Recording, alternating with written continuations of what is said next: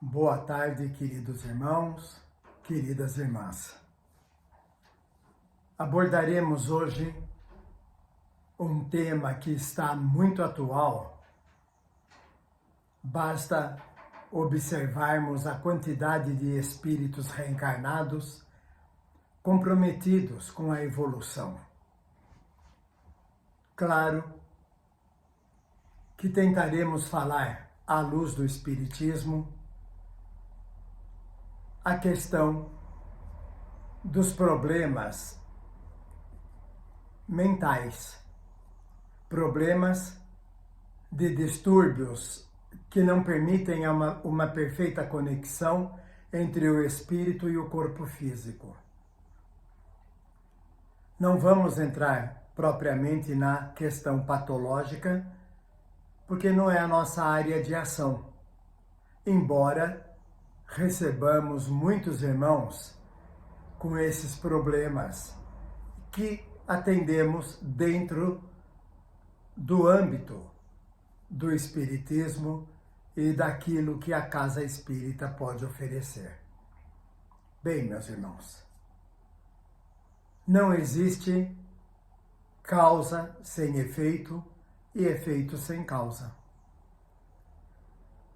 Toda pessoa que apresente qualquer grau, qualquer nível de disfunção da inteligência, no sentido de loucura, de perturbações generalizadas do mental, é porque ali está um espírito comprometido, que em algum momento da sua existência utilizou a sua capacidade intelectual, a sua inteligência, para prejudicar o meio social. Esse meio social pode ser entendido como uma pessoa ou um grupo de pessoas. Há também os casos de espíritos muito inteligentes que não conseguem se manifestar num corpo que apresenta dificuldades de funcionamento. Por exemplo, um espírito pode ser muito lúcido, muito consciente e estar num corpo que não consegue enxergar, que não consegue ouvir, que não consegue caminhar, não consegue se movimentar de uma forma geral. Há os casos também de corpos que não apresentam condições de formação de ideias, as tais sinapses. Então vejam, o espírito ele tem consciência do seu estado. Pode ser revoltado, pode ser apaziguado. Isso depende muito da forma com que ele encara a situação do corpo em que está vivendo. Então vejam, o espírito pode atuar sobre o próprio corpo, auxiliando na recuperação e tentando por todos os meios ter uma vida dentro, entre aspas, da normalidade. Há espíritos que agem sobre o corpo, martirizando o próprio corpo, prejudicando. Nós vemos casos de automutilação, porque o espírito não consegue se ajustar àquela encarnação.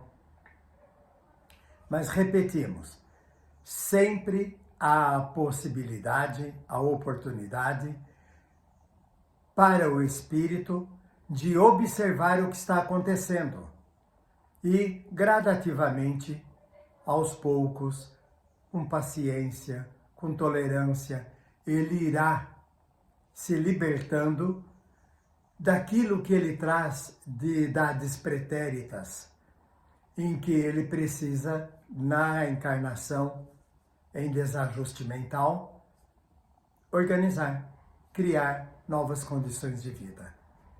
Quando dizemos nossas condições de vida, estamos nos referindo ao desencarne, O espírito que viveu um determinado tempo num corpo com dificuldades de raciocínio vai se libertar após o desencarne, mas vai guardar nele por um bom tempo as sensações vividas quando ligado àquele corpo. Só depois de um bom tempo, bastante tempo, aliás, é que ele vai conseguir se libertar. Ele vai conseguir entender que aquela encarnação, dentro das dificuldades mentais, possibilitou a ele a liberdade dos compromissos anteriores, de encarnações anteriores. Podemos também fazer uma comparação dos nossos irmãos considerados livres de problemas patológicos, de doenças mentais. Vamos pensar em nós mesmos a cada dia quando acordamos.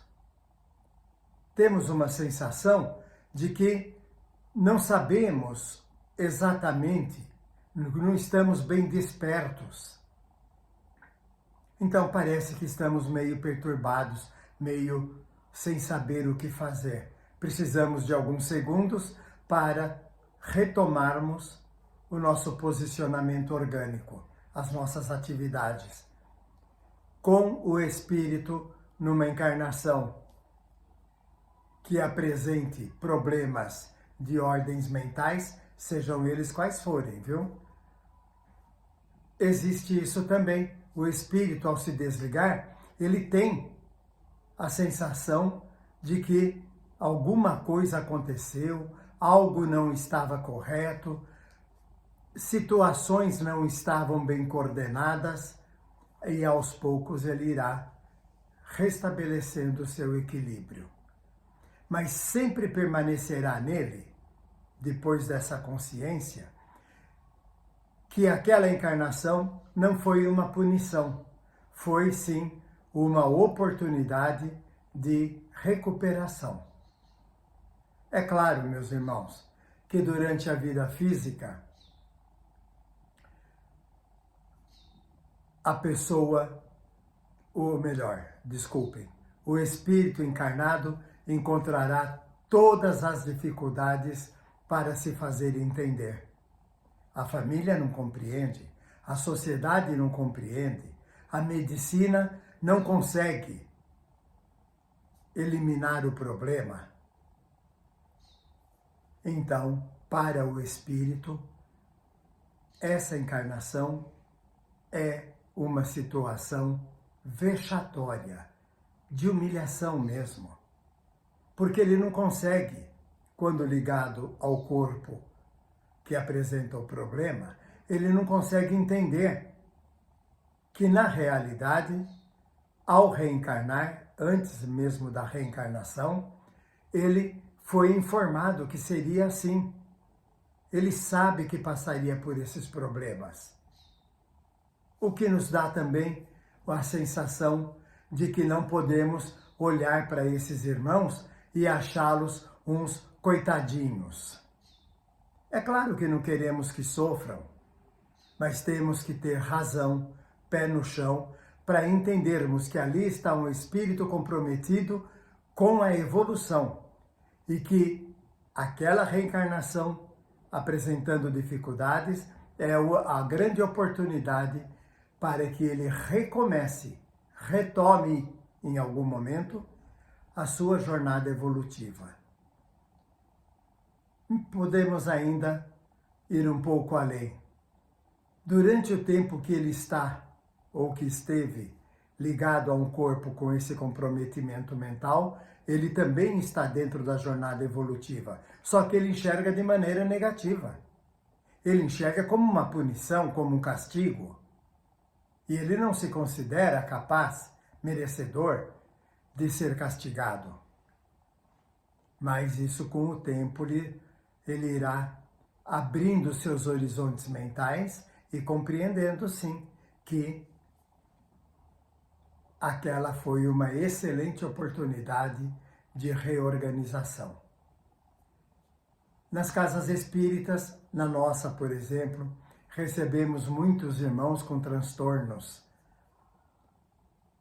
Aplicamos os tratamentos, vamos, na medida do possível, encaminhando para sessões de cura e, felizmente, observamos que existe uma acomodação, porque o tratamento espiritual agirá no espírito encarnado nessa situação e ele começará a abrandar os seus ânimos e a enxergar naquele problema que ele carrega a uma possibilidade de regeneração.